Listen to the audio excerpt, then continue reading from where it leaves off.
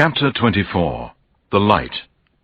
In the name of Allah, the most gracious, the most merciful. This is the chapter of the Quran, which we have sent down and in which we have ordained its legal laws. And in it we have revealed manifest proofs, signs and revelations, so that you may remember. The woman and the man guilty of illegal sexual intercourse, flog each of them with 100 stripes. Do not let pity withhold you in their case in a punishment prescribed by Allah, if you believe in Allah in the last day. And let a party of the believers witness their punishment. The adulterer marries not but an adulteress or an unbeliever, and the adulteress. None marries her except an adulterer or an unbeliever. Such a thing is forbidden to the believers.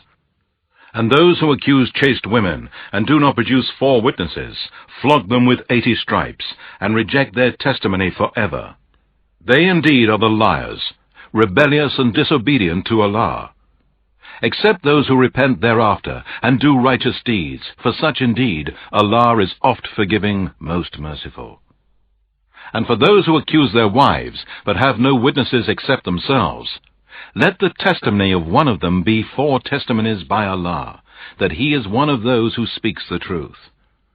And the 5th testimony should be the invoking of the curse of Allah on him, if he be of those who tell a lie against her.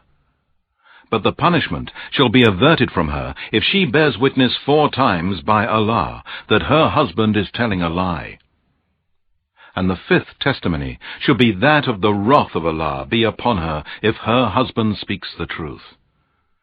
And had it not been for the grace of Allah and His mercy on you, He would have hastened the punishment upon you. And Allah is the one who accepts repentance, the All-Wise.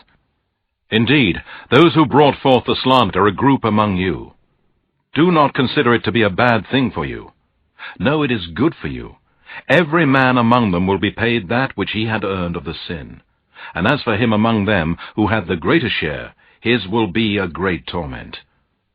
Why then did not the believers, men and women, when they heard the slander, think good of their own people and say, "This charge is an obvious lie"? Why did they not produce 4 witnesses? Since the slanderers have not produced witnesses, then with Allah they are the liars. Had it not been for the grace of Allah and His mercy to you in this world, and in the hereafter, a great torment would have touched you for what you had spoken. When you were spreading it with your tongues, and uttering with your mouths that of which you had no knowledge, you counted it a little thing, while with Allah it was very great. And why did you not, when you heard it, say, "It is not right for us to speak of this. Glory be to you, O Allah. This is a great lie"? Allah forbids you from it, and warns you not to repeat the like of it forever, if you are believers. And Allah makes the proofs, signs, and revelations plain to you, and Allah is all-knowing, all-wise. Indeed, those who like the crime of illegal sexual intercourse should be made clear among those who believe. They will have a painful torment in this world and in the hereafter.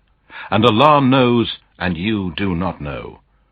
And had it not been for the grace of Allah and His mercy on you, Allah would have hastened the punishment upon you. And Allah is full of kindness, most merciful. O you who believe, follow not the footsteps of Satan. And whoever follows the footsteps of Satan, then know that he commands you to commit indecency and disbelief and polytheism. And had it not been for the grace of Allah and His mercy on you, not one of you would ever have been pure from sins. But Allah purifies and guides to Islam whom He wills, and Allah is all-hearer, all-knower. And let not those among you who are blessed with graces and wealth swear not to give any sort of help to their relatives, the poor, and those who left their homes for Allah's cause. Let them pardon and forgive. Do you not love that Allah should forgive you? And Allah is oft forgiving, most merciful.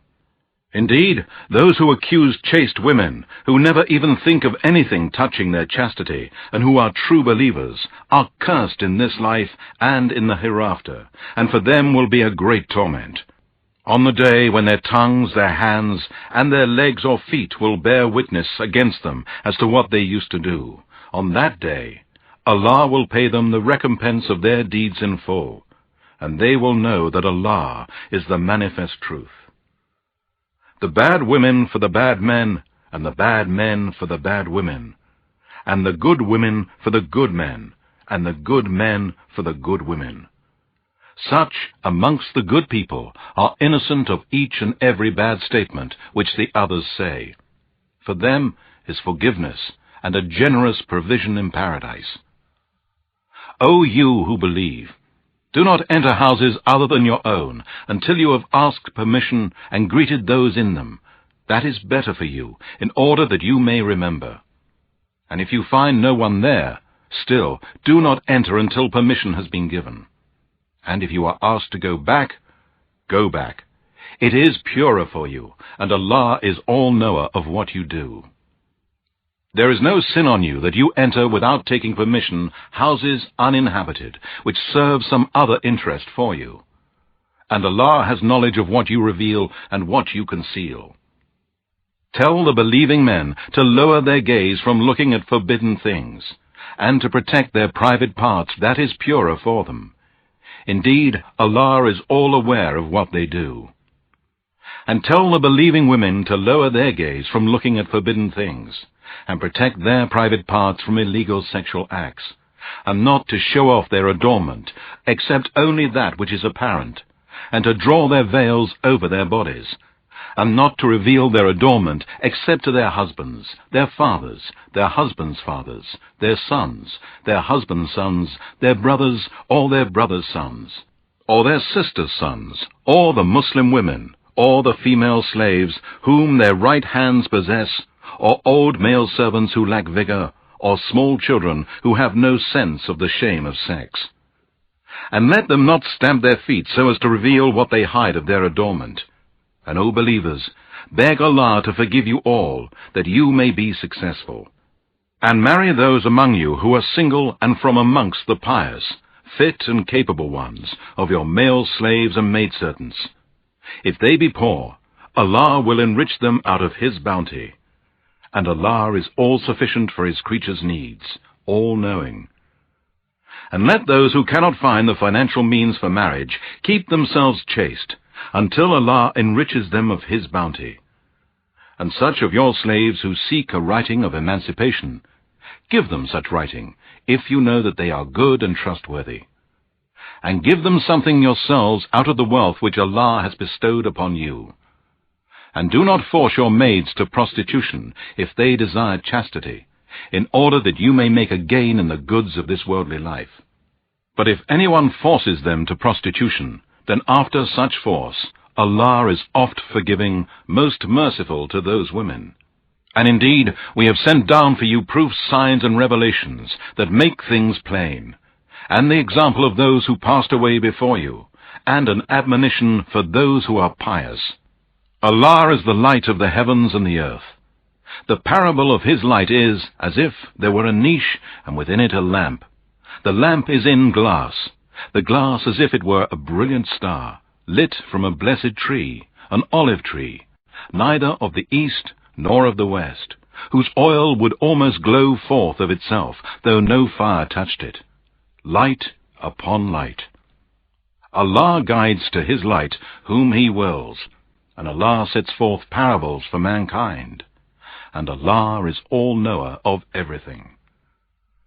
Such a light is lit in houses, which Allah has ordained to be raised. In them His name is glorified in the mornings and in the afternoons or the evenings, by men whom neither trade nor sale diverts them from the remembrance of Allah with heart and tongue, nor from performing prayer, nor from giving charity. They fear a day when hearts and eyes will be overturned from the horror of the torment of the day of resurrection, that Allah may reward them according to the best of their deeds, and add even more for them out of His grace. And Allah provides without measure to whom He wills. As for those who disbelieve, their deeds are like a mirage in a desert. The thirsty one thinks it to be water, until he comes up to it. He finds it to be nothing. But he finds Allah with him who will pay him his due, hell, and Allah is swift in taking account. Or the state of a disbeliever is like the darkness in a vast deep sea, overwhelmed with a great wave, topped by a great wave, topped by dark clouds, darkness, one above another. If a man stretches out his hand, he can hardly see it. And he for whom Allah has not appointed light, for him there is no light. Do you not see that it is Allah to whom glorifies whoever is in the heavens and the earth, and the birds with wings outspread in their flight? Indeed, of each Allah knows his prayer and his glorification, and Allah is all aware of what they do. And to Allah belongs the sovereignty of the heavens and the earth, and to Allah is the return of all. Do you not see that Allah drives the clouds gently, then joins them together, then forms them into layers, and you see the rain comes forth from between them? And he sends down from the sky hail from clouds like mountains, and strikes with it whom he wills, and averts it from whom he wills. The vivid flash of his lightning nearly blinds the sight. Allah causes the night and the day to succeed each other. Truly in these things is indeed a lesson for those who have insight. Allah has created every moving living creature from water. Of them there are some that creep on their bellies, some that walk on 2 legs, and some that walk on 4. Allah creates what he wills. Indeed, Allah is able to do all things.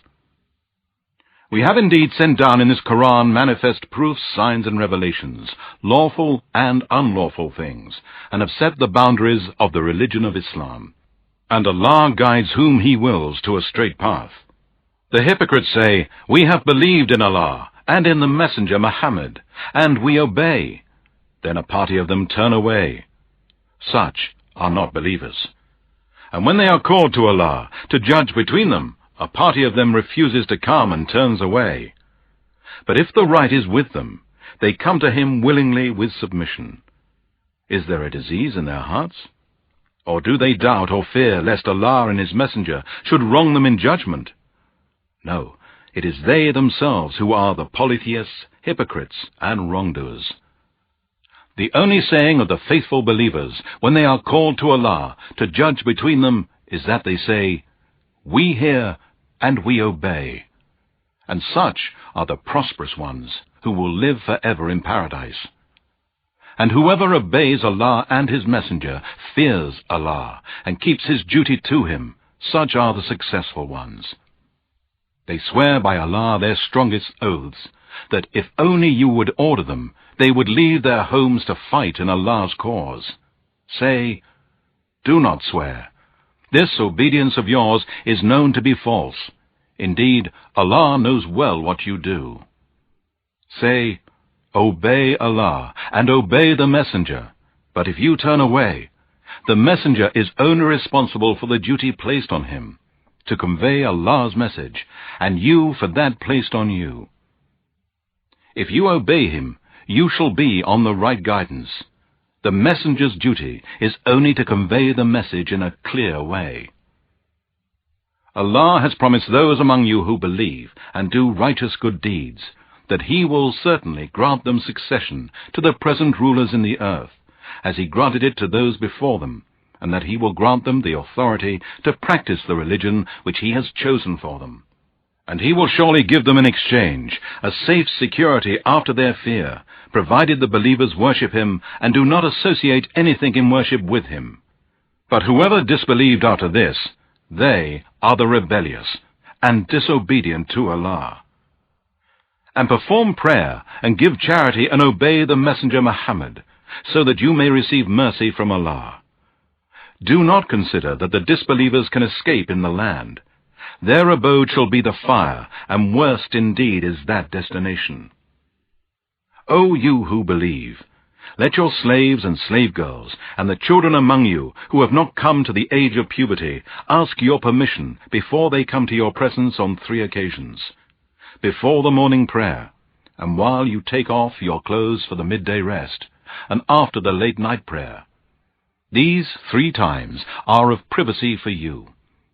Other than these times, there is no sin on you or on them to move about attending each other.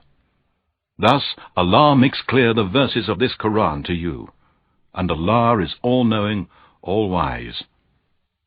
And when the children among you come to puberty, then let them also ask for permission, as those senior to them in age ask permission.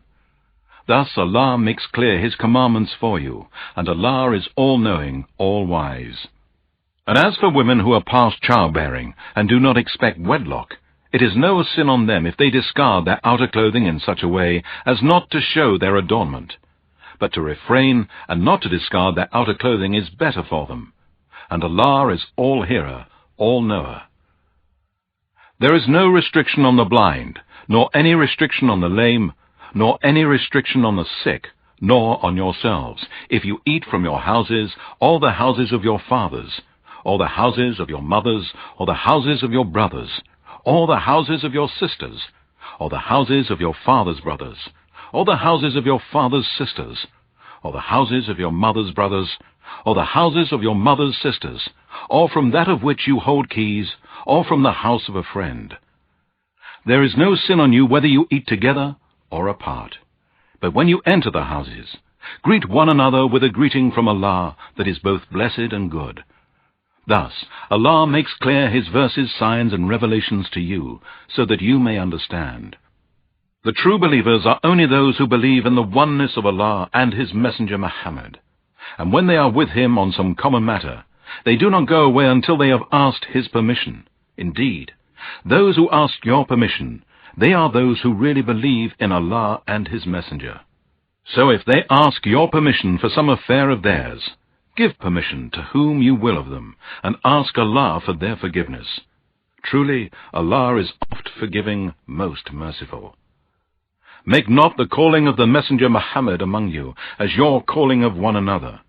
Allah knows those of you who slip away under shelter of some excuse without taking the permission to leave from the Messenger. And let those who oppose the Messenger's commandment beware, lest some trials and afflictions befall them, or a painful torment be inflicted on them. Certainly to Allah belongs all that is in the heavens and the earth. Surely He knows your condition, and He knows the day when they will be brought back to Him. Then He will inform them of what they did. And Allah is all-knower of everything.